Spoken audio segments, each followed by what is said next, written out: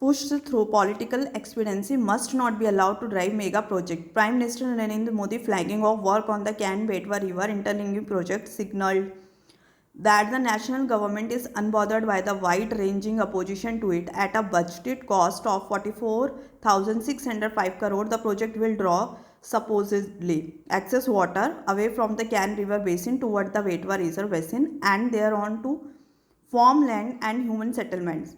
When the Union Cabinet approved the project in 2021, the National Green Tribunal was still deliberating a challenge to its green clearance. This was typical of the state's tendency to pardon business found in violation of environment laws after they had made considerable investments. The government itself has ignored critical comments from experts, including members of empowered committee appointed by the Supreme Court, and the bypassed due process. The law has strict terms for allowing hydroelectric power projects in ecological sensitive areas. The Dam will be erected inside the Panna Tiger Reserve, but there is little evidence of such scrutiny. Work on the dam will destroy lakhs of rivers and destabilize fragile ecosystems. The government has also refused to release hydrological data of the basins, claiming that they are sensitive by virtue of being subsets of the international Ganga basin.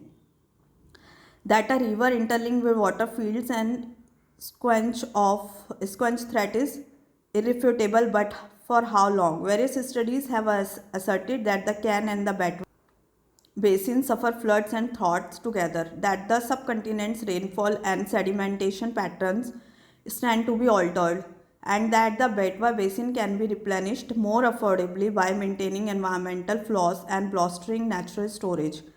The government's principal claim is that the Cane and the Betwa basins are respectively water surplus and water deficit. This is distinguish the Betwa basin is water deficit strictly because it holds several lakh hectares of irrigated cropland.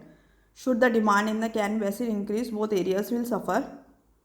Experts have instead suggested that the project is a ploy of pacify the electorate in Bulandkhand, as its approval months ahead of state polls in Uttar Pradesh also suggested, and or to improve water supply to reservoirs in the lower Betwa thanks to other upstream blockades.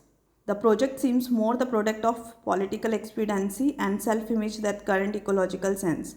The more resources the government shrinks to it, the more unlikely changing or reversing course will become. In the face of adverse deployments, when they come to pass, the responsibility and cost of mitigating the adverse consequences of this and other projects, including the recently launched Parbhati Kalisin Chambal link, will fall to the people.